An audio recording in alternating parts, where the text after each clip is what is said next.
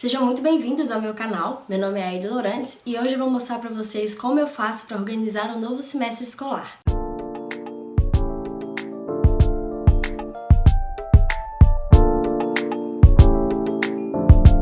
Agora em agosto, finalzinho de julho, eu iniciei um novo semestre na faculdade. Passei para o 7º período do curso de medicina e por ser representante de turma, eu preciso fazer um planejamento semestral muito bem feito, de forma que eu consiga não só suprimir as necessidades, mas também ajudar todos os meus colegas de turma, caso eles tenham alguma dúvida, precisarem de alguma informação, enfim. Ser representante de turma basicamente significa que eu preciso me organizar um pouco mais do que eu faria normalmente. E por isso eu decidi compartilhar com vocês algumas das coisas que eu faço para poder me organizar e ter um semestre um pouquinho mais fácil do que eu normalmente teria se eu não fizesse todo esse planejamento. A primeira coisa importante pra gente ter um semestre bem feito é o nosso espaço. Eu descobri a importância disso quando começou o isolamento social lá no início da quarentena e eu voltei pra casa dos meus pais. E eu cheguei aqui e não tinha um lugar que fosse meu pra poder estudar e eu também não poderia ir em nenhuma biblioteca ou lugar fora, como eu normalmente fazia. Cada semana eu ficava em um lugar diferente da casa. Eu estudava na mesa da cozinha, na mesa da copa, na varanda junto com meus cães. Minha mãe sempre chegava pra mim e falava: olha, eu acho ótimo que você tá estudando, só que eu gostaria muito que você tirasse sua bagunça daqui pra eu colocar a mesa de jantar. Isso tudo é um problema. Você corta a sua concentração pra poder readaptar aquele espaço para um espaço não de estudo. Então, quando você tem um espaço só seu, que você tem certeza que, olha, aqui eu vou estudar e ninguém vai me interromper por precisar desse espaço, ele é um espaço meu. Se você tiver aula às 7 horas da manhã, é mais fácil você ter um espaço só seu, em que você só precise ligar o computador, do que retirar toda a mesa do café para depois colocar as suas coisas de estudo, ligar o computador e ter acesso à sua aula. Isso é muito bom pela autonomia que o espaço vai te dar. O ambiente de estudo é muito importante para nossa concentração no geral, sempre foi e sempre vai ser.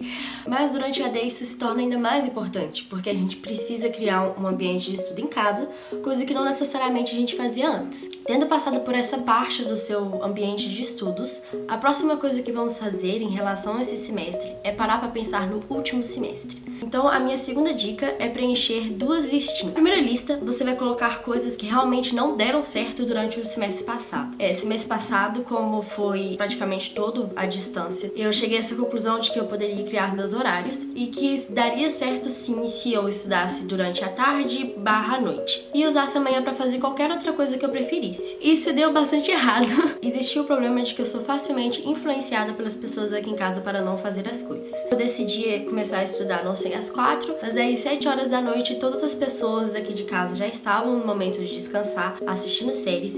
E eu pensava, por que não parar um pouquinho? Quando eu ia ver, eu já tava dormindo em frente à televisão e não aproveitava da noite para poder estudar. Pelo horário e pela dinâmica da minha casa, que estudar pela manhã era sim produtivo, mas eu descobri isso só no final do semestre. E esse que vai começar agora, eu tenho que ter certeza de usar amanhã de maneira produtiva. Terminada a listinha de coisas que realmente não deram certo, você vai fazer uma segunda listinha de coisas que você gostaria que melhorassem. Esse é um pouquinho diferente da primeira, apesar de serem um pouco similares, apesar deles serem bem parecidos, porém ela tem o seguinte diferencial. Aqui também vou dar um outro exemplo, que é em relação aos meus estudos mesmo, de algumas disciplinas que eu acho que acabei não dando certo valor e deixando de lado, achando que uma hora eu ia conseguir estudar. Essa hora nunca chegou, então esses assuntos que eu não estudei, eles meio que ficaram pendentes mesmo. Não foi muito sábio da minha parte. Esse semestre eu gostaria de tentar estudar todas as matérias que forem administradas em aula. A gente nunca consegue estudar realmente tudo que os professores passam, nem mesmo em aulas presenciais. Não é porque estamos em aula online, vai ser completamente diferente. Porém, essa segunda lista, ela é uma lista mesmo de coisas que a gente gostaria de melhorar em relação ao último semestre. Aqui pode ser suas notas, sua organização, planejamento, pode ser qualquer coisa, inclusive coisas pessoais. Não necessariamente a organização do semestre é voltada apenas para o estudo. É importante que a gente tenha isso em mente, pois não dá para ser produtivo e ter um bom semestre de estudos e boas notas se você não tiver boa e as outras coisas, as outras esferas da sua vida não estiverem minimamente equilibradas. Se você percebeu que dormiu pouco no semestre passado, coloca na sua listinha que esse semestre você gostaria de melhorar as suas horas de sono e sua qualidade de sono. Tendo feito essas 2 listinhas, você vai colocar elas em algum lugar que dê pra você ver.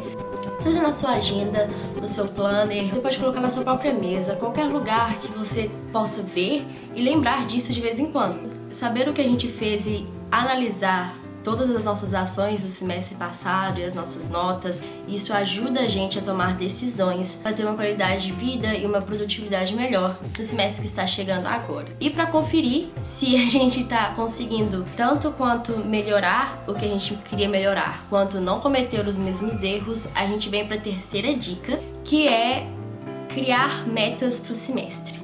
Não muitas, eu não sou a favor de criar muitas, tipo uma lista de metas, porque eu acho isso meio não fazível.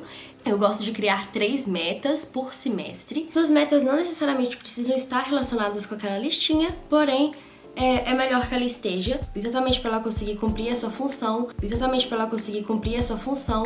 de dar o check no que você disse que iria fazer. Não necessariamente você vai conseguir dar o seu check sempre, isso é importante ter em mente, isso não é uma obrigação, é só um método de ajudar a gente a melhorar o planejamento. Colocar, às vezes, algumas ou só uma para os estudos especificamente, então em relação a notas, em relação à presença, em relação a horas de estudo, produtividade, e outra em relação à sua vida pessoal e coisas que vão melhorar a sua qualidade de vida. Essas coisas podem ser qualidade de sono, alimentação, fazer exercícios físicos, que é muito importante, ou então ajudar na casa, arrumar o quarto, qualquer outra coisa. Nossa quarta dica, que é ter um calendário, uma agenda, um lugar em que você anote os seus afazeres.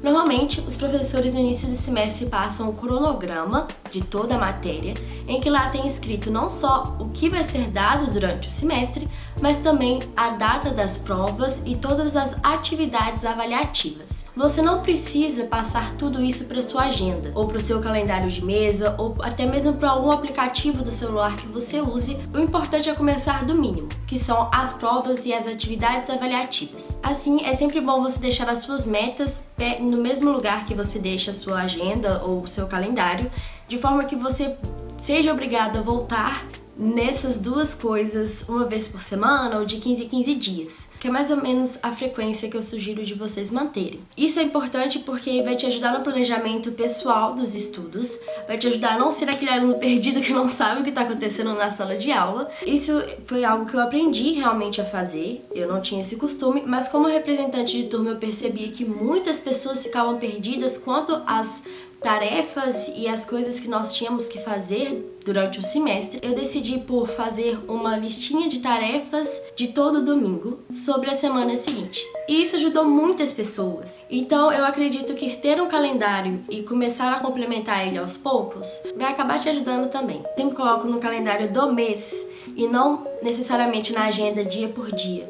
Porque eu acho que a agenda é difícil você realmente abrir todos os dias e ver a sua semana seguinte. Eu gosto muito de calendário de mesa ou então que possuem espaços para você preencher no início de cada mês, de forma que você consiga ver o mês inteiro em uma página ou uma tela de uma vez só.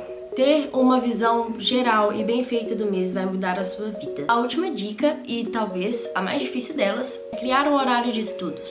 Normalmente é mais fácil de criar o seu próprio horário de estudos com aulas presenciais, já que nós temos os próprios horários das aulas. Para poder criar um horário de estudos, você basicamente tem só aqueles horários que você não está em aula para poder organizar. Não é 24 horas por dia durante uma semana inteira. A criação desse horário, ele é muito pessoal. Varia não só de pessoa por pessoa, mas também do lugar em que você estuda. Então, se a sua faculdade está tendo aulas online, mas elas são ao vivo, ou seja, existe um horário marcado com o professor, isso vai ter certas alterações no seu planejamento. Agora, se a sua faculdade for como a minha, que disponibiliza as aulas e você pode assistir no horário que você quiser durante esse tempo, é um pouquinho mais complicado de realmente se organizar. Eu, inclusive, tive muita dificuldade de me adaptar, e o jeito que eu encontrei de fazer isso foi criando um quadro de horários eu mesma, já que a faculdade não teria nenhuma função nisso. Se você trabalha ou faz alguma coisa que tem um horário fixo, seja terapia, exercício físico, ajuda na casa, enfim, a primeira coisa que você tem que fazer é colocar as coisas de horário fixo no seu quadro de horários. Feito isso, você vai ver quais são os horários disponíveis para poder fazer outras coisas. Ver os pontos positivos e negativos de cada horário. Normalmente, aqui em casa, no horário do almoço, é um pouco mais movimentado, um pouco mais barulhento. Não é um horário que eu costumo fazer atividades que necessitem de prestar muita atenção como aula. Depois vem a parte mais difícil, eu acredito, que é separar a quantidade de horas que você vai gastar em cada atividade. Isso não tem como fazer sem ser na prática. Pode parar e pensar assim, não, então já que não tem como saber sem ser testando, eu vou primeiro testar e depois eu crio um horário. Ok, isso pode ser até funcionar. Mas se você for uma pessoa que tem uma tendência a não se organizar e não se planejar, o melhor seria se você criasse um planejamento, um quadro de horários antes e depois consertasse ele. Por isso, eu acho importante, inclusive, parar para poder falar que o quadro de horários ele não deve ser uma regra ou algo fixo que você não pode mudar nunca. Se você acha que foi demais, assim, você estava muito entusiasmado na hora que criou o quadro de horários e percebeu que aquele tempo que você gostaria de estudar não é plausível por N motivos, tudo bem você diminuir a quantidade de horas. E tudo bem também se você colocar uma quantidade de horas pequena e ir aumentando aos poucos, porque você não é escravo daquele quadro de horários. Então, não se sinta como e não se sinta frustrado ou desmotivado se você não conseguir seguir. Provavelmente vai ser a primeira vez que você vai fazer isso. É uma coisa nova, é uma coisa que a gente não conhece, mas que eu prometo que vai te ajudar a organizar isso melhor. Já que chegamos no final das 5 dicas, espero muito mesmo que vocês tenham gostado e que isso ajude alguém de alguma forma. E não se esqueça de compartilhar esse vídeo com aquelas pessoas que você acha que precisam de uma dica ou outra sobre como planejar o semestre e como se organizar. Não deixe de se inscrever no meu canal e deixar aquele like se você tiver gostado. Beijos e até semana que vem!